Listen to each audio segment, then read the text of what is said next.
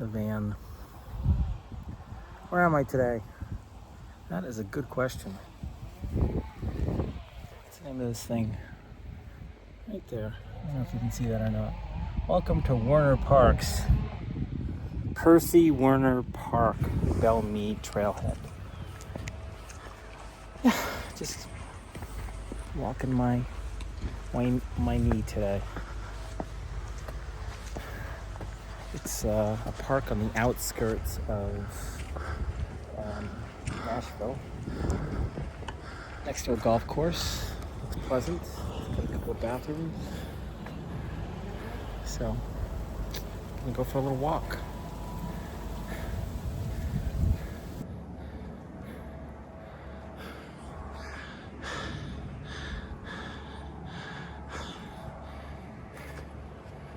That was a little tiring.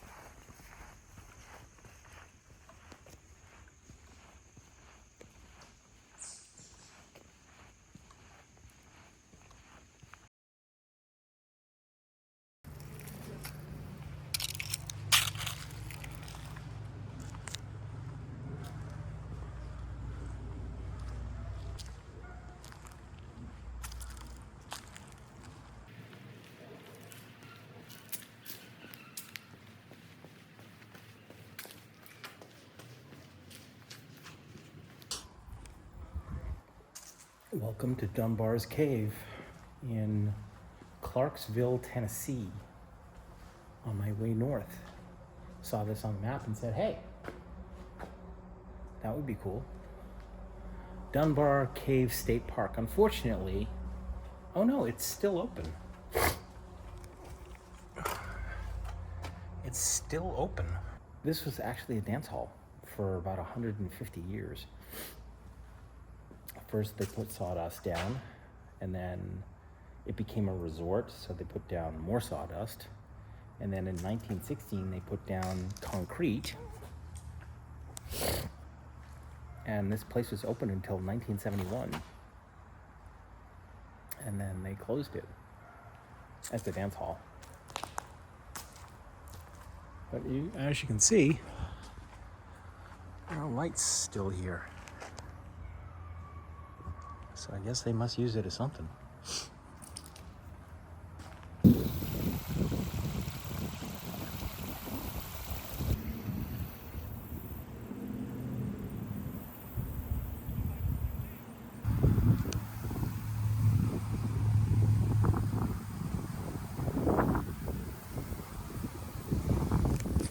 Here's a hot one.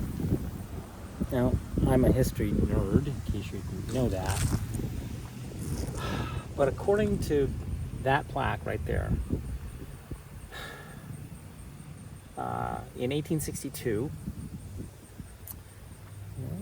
in February of 1862, the U.S. Army's capture of Clarksville, which is where I'm at, prompted many enslaved African Americans to self-liberate and seek refuge within the federal garrison at Fort Bruce, which is just up the road a piece. Clarksville quickly became a haven for many African Americans, and by July of 1864, nearly 2,000 formerly enslaved had sought protection at the Union camp. In October of 1864, military governor, then Andrew Johnson, extended the provisions of the Emancipation Proclamation to Tennessee's enslaved, and Clarksville's refugee camp swelled to 4,000 people. By year's end, a portion of that refugee population had established a small village that whites called Africana Town. In Africana Town, recently emancipated African Americans, many of them families of the United States colored troops, get that one, the Freedmen's Bureau ended the military refugee camp in 1865, but Africana Town remained active until about 1867. By 1872, the village was completely gone, and the landscape was soon developed into the first resort at Dunbar Cave.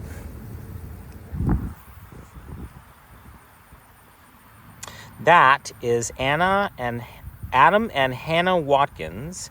Adam chose that name for himself, rejecting his enslaved name, Robert Baker. Adam served in the 16th USCT, that's the United States Colored Troops, a regiment that fought at the 1864 Battle of Nashville, and poses in his uniform here. It is likely that he and Hannah lived at African Town. Now, in case you were unclear and haven't been following my journey, about 2-3 years ago, I passed through where the Battle of Nashville took place. So the Battle of Nashville, and I'm reading from Wikipedia here, it was a 2-day battle in the Franklin-Nashville campaign that represented the end of large-scale fighting west of the coastal states in the American Civil War. So apparently, he fought there. Wow, I love finding these little tiny places like this.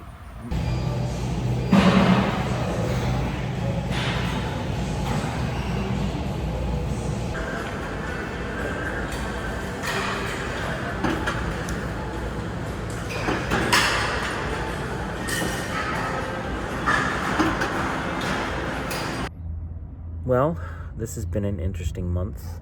This month saw the completion of Amelia's Stories. And I have to be honest with you, I did not expect to feel the way that I do right now. So for the last 5 years, I have had 2 thoughts, and 2 thoughts only. Every day, all night. Thought number 1, this van and the maintenance of this van. And it's, this is my home, and has been my home for 5 years. Worried, all bent out of shape, concerned, the stress of the worry of this van. So that's 1. 2 is the telling of the story of Amelia's Stories. Howdy, and welcome to Amelia's Stories, the last Amelia's story. So you can say to me, Miles, isn't there supposed to be a chapter 7, 8, 9, 10? Yep, sure was. But I don't think I'm going to make it. Vanna's not feeling well, so I have to cut short what I wanted to do. So, I'm going to abbreviate chapter 7, chapter 8, chapter 9, and chapter 10. Now, if you put them together, it's this van to get me to telling those stories. That's, to put it mildly, it's been my all-consuming thought. That's left me a little in an unfamiliar place. What's next? I opted to finish Amelia's Stories, as you have seen by now. When I did that, I did not expect to feel the way that I do right now, which is a little lost. Like, what's next? When you've had an all-consuming thought for 5 years and then you don't have any consuming thoughts anymore, you don't have a whole lot left. I'm feeling a little lost.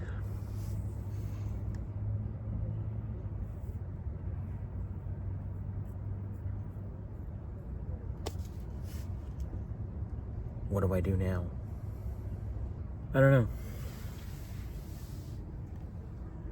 That's where my head has been at since I finished the story. And then I need new shoes.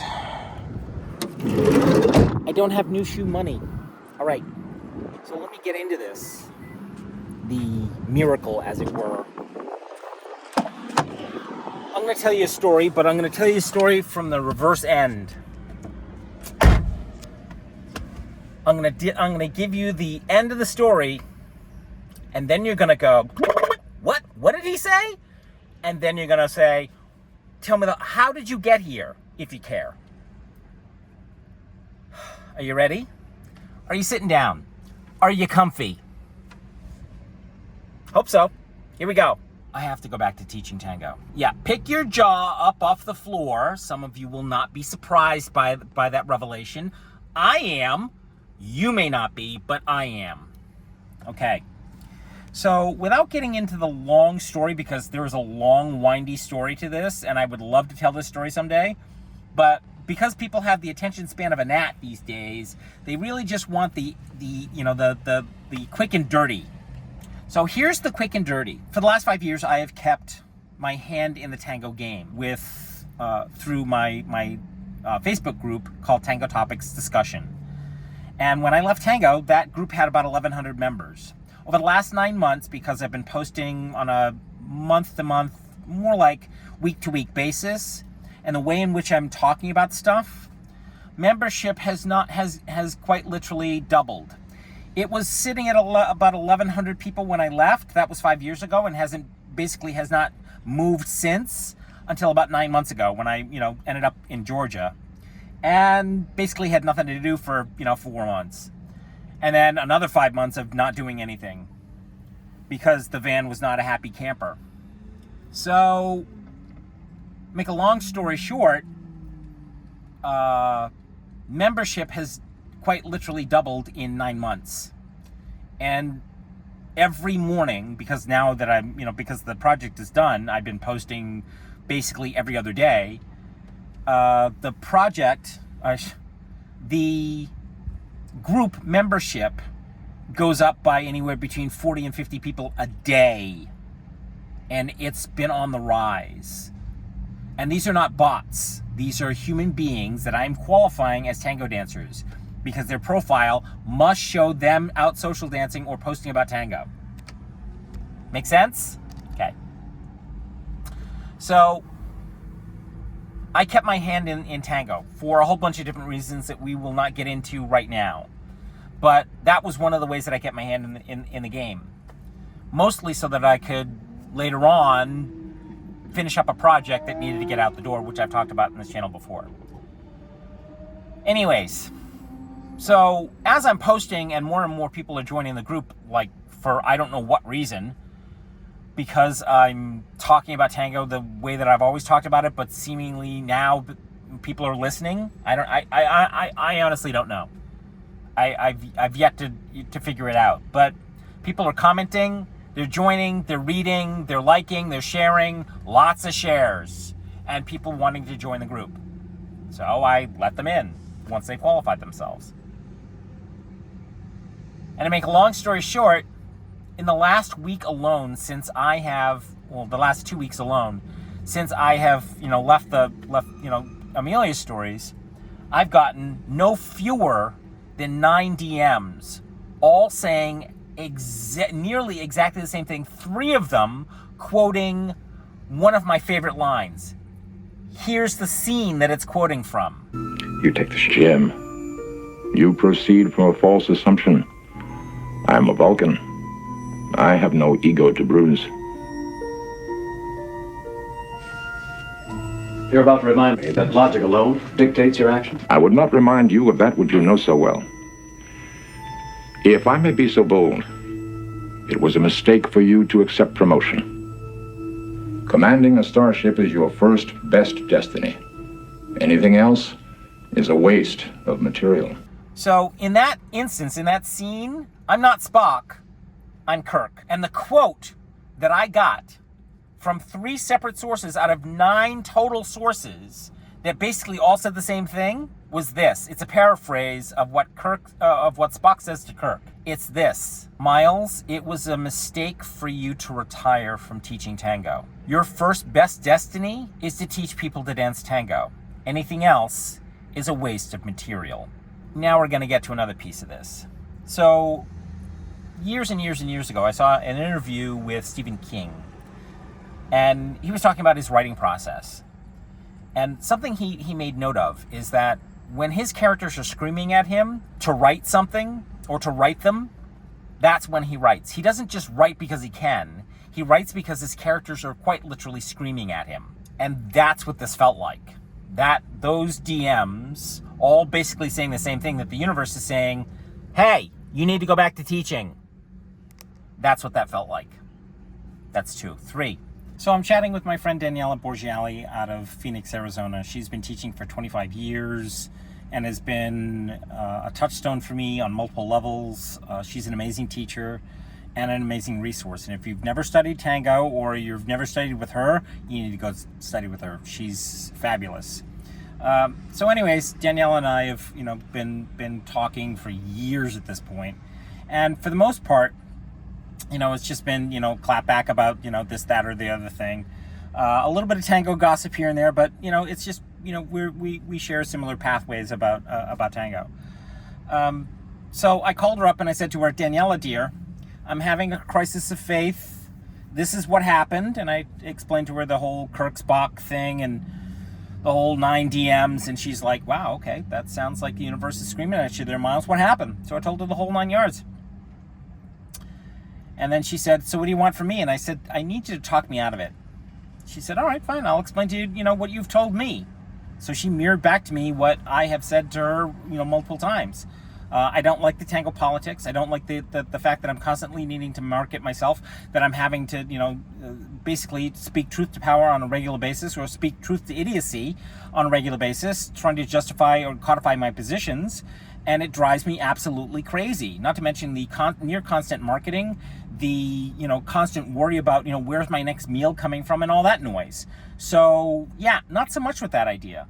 So she mirrored all of this back to me, and I said to her, okay, so I shouldn't teach. And she's like, yeah, pretty much. Yeah, that's what I'm hearing. I said, great, okay. And I felt very, very happy about that. Very happy with that decision. So we go back to chit-chatting about this, that, and the other thing.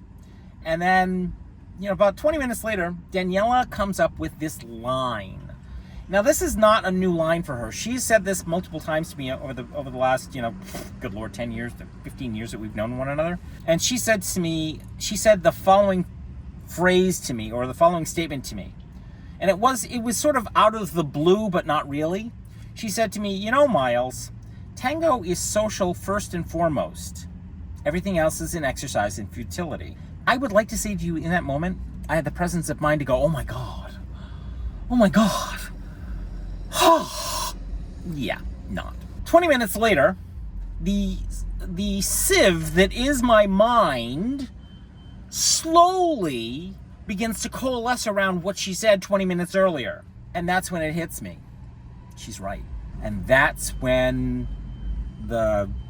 I'd like to say the miracle happened, but it's this realization that happened. For the last 16 or 17 years that I've been teaching, or had my hand in tango, and really it's the last 13 years that I've been teaching, I have been focused on the technical, the proficient, the clarity, the language by which we use to describe tango, and the motions and the protocols and códigos of tango, and getting that stuff clear, if not necessarily for me, but for my students, so that they have a clear mind about what it is that they're doing. Because I absolutely detest the romanticization of the dance with unclear language, unclear descriptive language, unclear not just descriptors but titles of X, Y, and Z that don't necessarily help people, but actually seeks to cloud people's understanding of what X, Y, and Z actually is.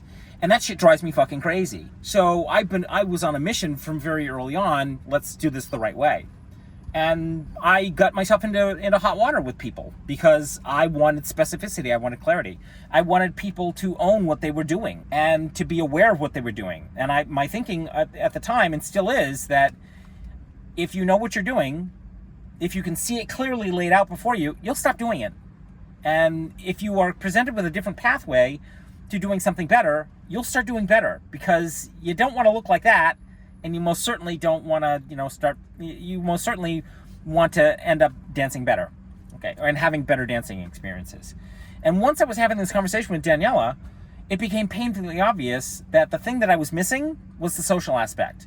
And it was quite literally the answer to the question of, if I were to ever teach again, I would need to find a way to making tango feel good to me and not feel like I want to poke my eyes out. So if you can find a way to make that happen, great. But I have yet to figure out a way to make that happen. Daniela's statement is the way to make that happen. So now you know how I got there. I have to go back to teaching. And not just teaching classes. That's not what this is. No. Then something else happened. There's something else that has to happen here. It's creating community through being social. It's creating tango community through being social. There's a way to do that. I know the pathway. So for the next couple of weeks, I'm gonna do a whole bunch of research, dot my I's, cross my T's, and hopefully I will come down on the other side of, this is where I'm going, but I think I know the pathway now of what I need to do in order to do X, Y, and Z. Am I going back to teaching? Maybe. Am I going back to teaching classes? No.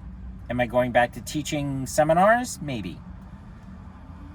But the primary goal is about creating community. It's apparent to me that I still have a voice, that I still have something to say about tango, and that I want to change people's experience for the better. And I know how to do that. I've known about it all along. And I have the skills to do it. So I'm going to go do it. Wish me luck. That's where I'm going to leave you for now. Thanks a bunch for listening. Thanks a bunch for watching. And I look forward to seeing you in the next one.